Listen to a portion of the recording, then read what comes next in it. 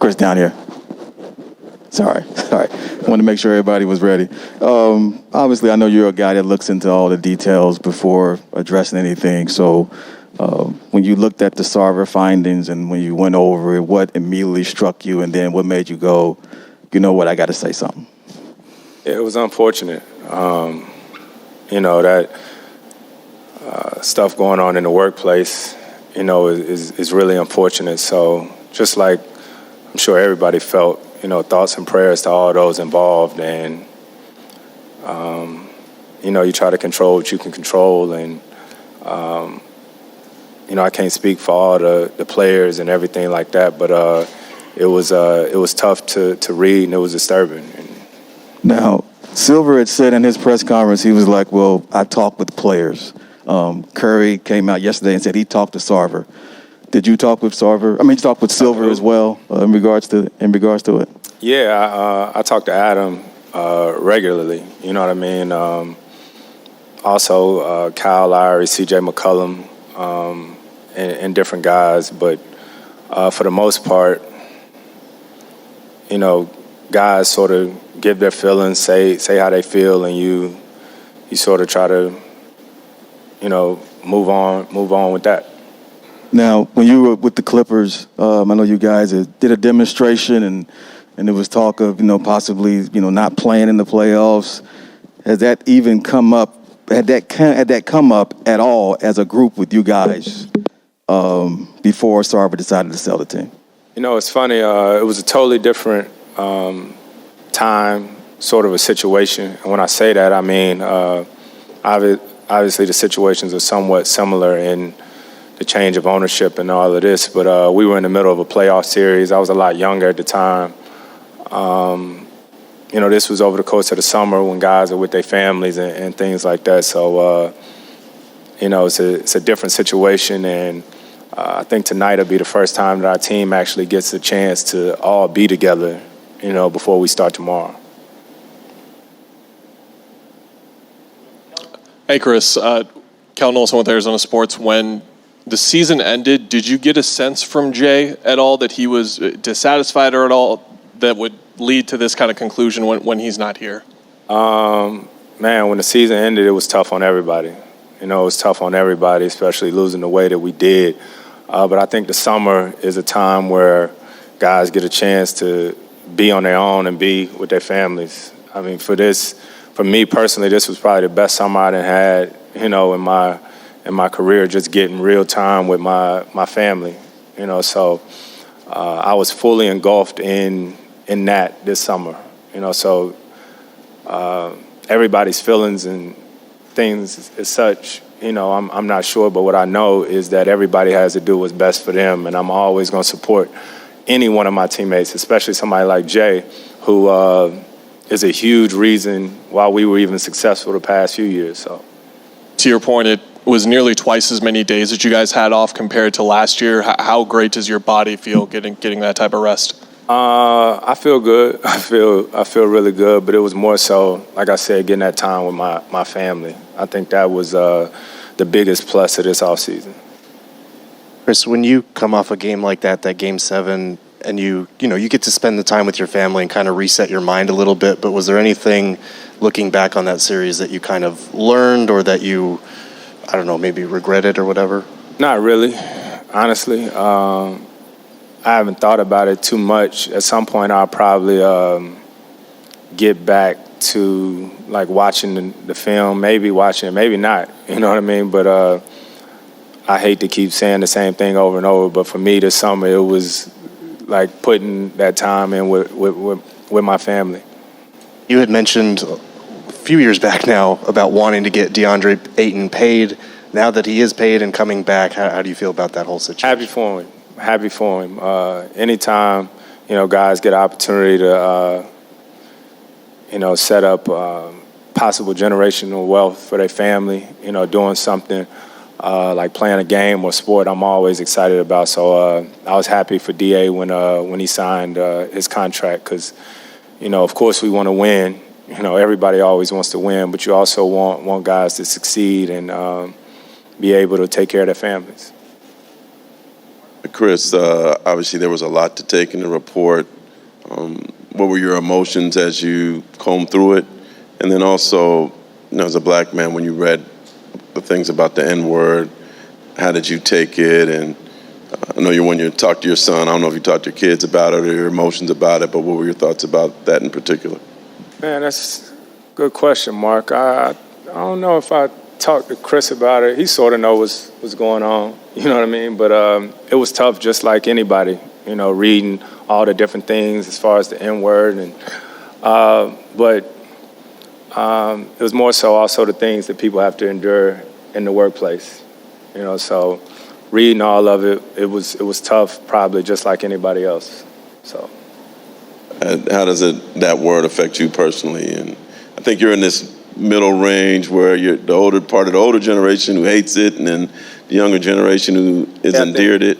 I think it's tough and it's different. It's always going to be like a topic of conversation. You know what I mean? Are people saying it is this or is that? And that's not for me to judge how you listen or take things in. But for me, I read it. I read all of it, the full report, and like I said, I was bothered by it. But now we got to move on. Kent Summers, Arizona Republic. In moving on, what qualities do you think the new owner should have? What would you like to see? Yeah, that's a whole nother situation right there. Yeah, I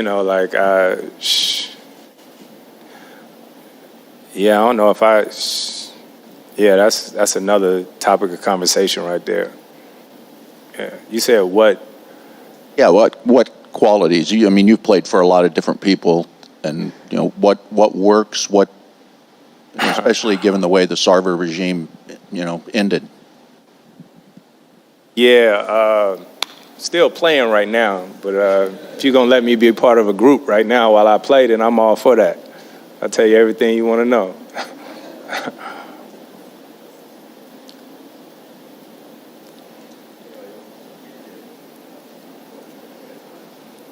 Hey, Chris, Dane Scott from Arizona Republic.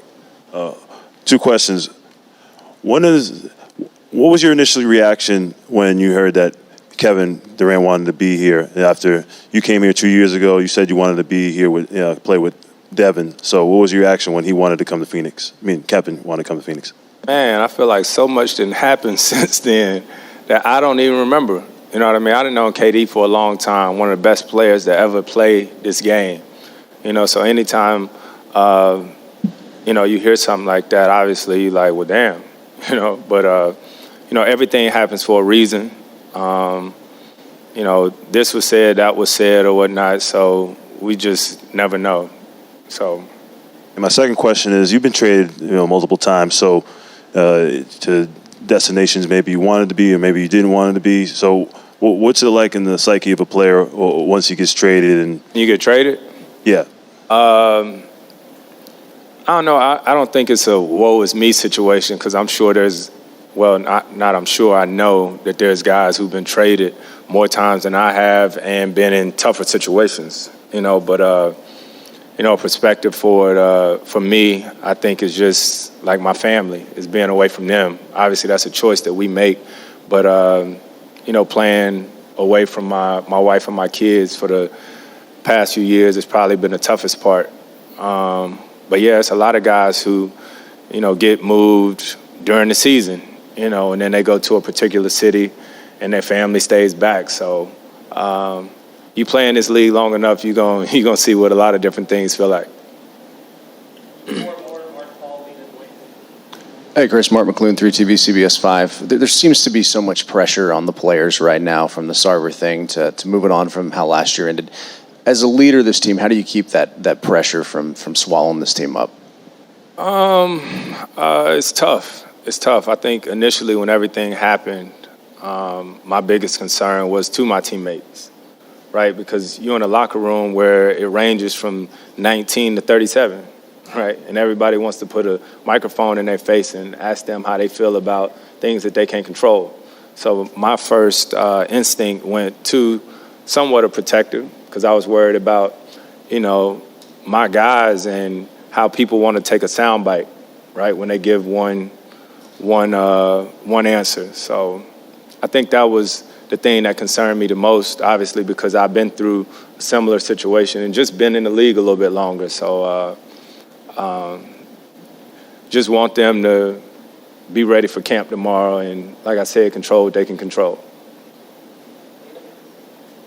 Chris, Lena Washington, 12 News. As one of the more front-facing members, I think, of this league and in sports at large, what was it like for you to navigate the last 10 months with the Sarver cloud hanging over your head? Did you feel pressure to speak out? Were players coming to you asking what's going on? What was that experience like?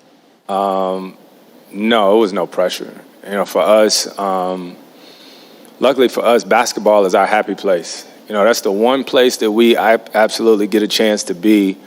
And there's no phones, there's no TVs, there's no nothing, right? Like you ought to see when we have our pickup games, it's like the freest moment, you know, because you get a chance to hoop. You know, that's what everybody's here for at the end of the day, is that we get a chance to play the game of basketball. But we're humans too. You know, we're people just like everybody else, and we need,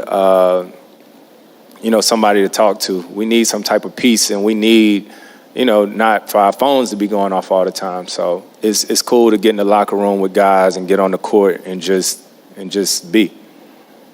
What does this moment feel like for you? Does it feel like just another year? Do you have any other feelings leading into this season now that it's here?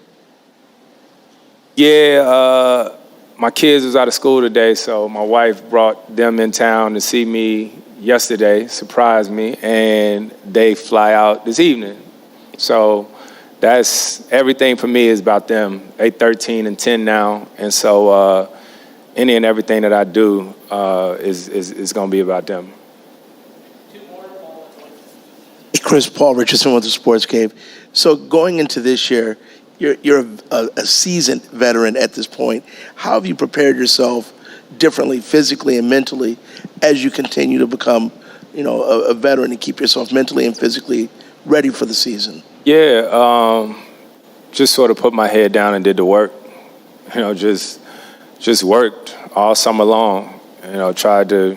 It's balance. I think that's what we all trying to find. Work balance, life balance, family balance. And it's probably one of the coolest summers because little Chris got to work out with me a lot this summer. So just, try to make sure that I can be the best player for our team coming into the season. So that was my biggest focus. Yeah, Chris, obviously the number 6 with Bill Russell's jersey being retired, just what does it mean to have that on the jersey? Man, Bill Russell was one of a kind. One of a kind. It was seamless for the union and the league to decide to put that number on everybody's jersey because not only what he meant to the league, but what he just meant to people. He, the greatest winner to ever play in the league, the activist that he was, and somebody that the league is going to miss. Yep, appreciate it.